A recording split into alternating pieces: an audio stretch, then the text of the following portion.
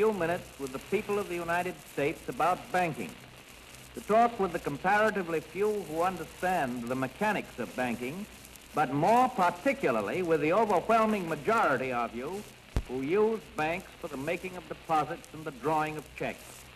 I want to tell you what has been done in the last few days and why it was done and what the next steps are going to be.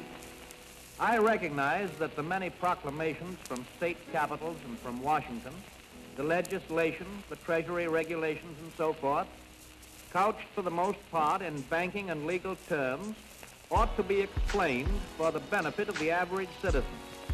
I owe this in particular because of the fortitude and the good temper with which everybody has accepted. In the early 1920s, the United States experienced never-before-seen economic prosperity and wealth. It was a period of time presently after the American victory of World War I, in which American optimism and confidence was at its highest.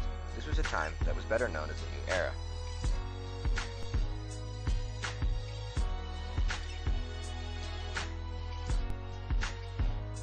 Throughout the 1920s, America was rapidly transforming into what appeared to be a country of endless success. Unemployment was low and many Americans had abundance of disposable income.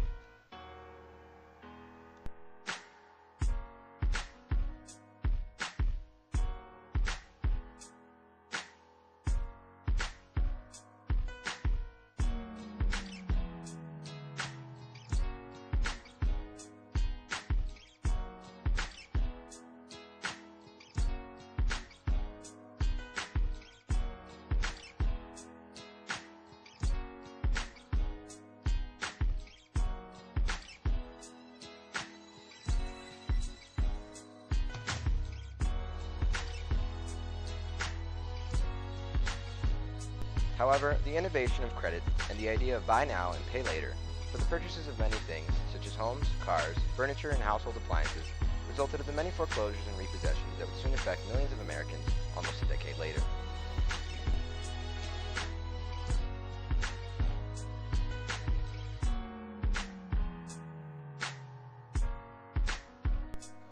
But as many consumers lost their ability to buy, the industrial productivity fell as the many businesses that once thrived throughout the new era. This was the year 1929.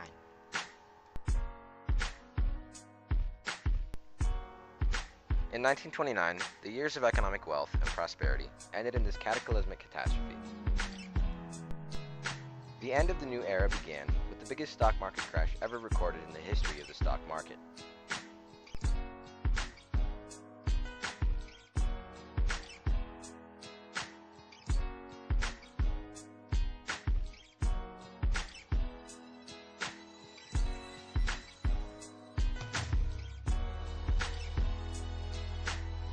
Very quickly, thousands of banks across the United States collapsed in failure, leaving millions of Americans with nothing. The stock market crash resulted in a decade of worldwide poverty and despair that today we know as the Great Depression.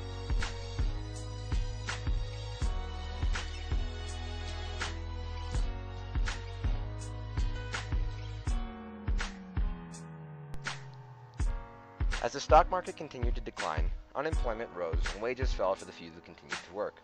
As a result of the use of credit during the 1920s, foreclosures and repossessions affected millions of Americans. Rapidly, the industrial production fell, businesses failed, and even more Americans became the victims of unemployment. By 1932, the unemployment rate had soared above 20%.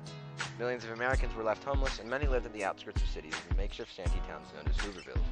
In desperation, many people scavenged landfills and garbage cans in search for food.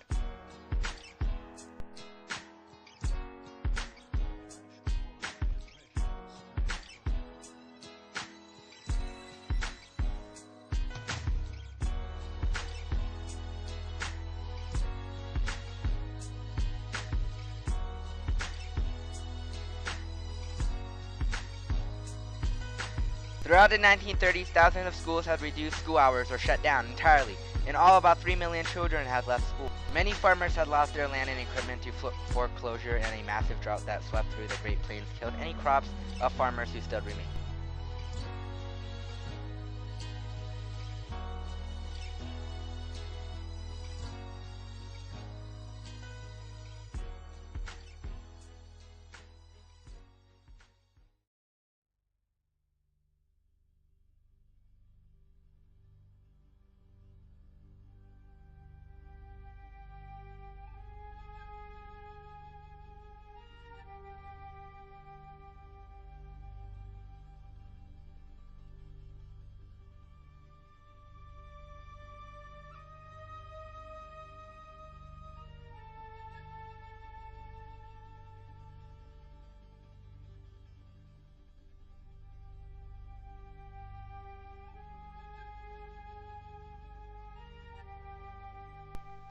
road to recovery wasn't an easy one. It wasn't until December 7th, 1941, that the Great Depression unofficially ended with the United States' involvement into World War II.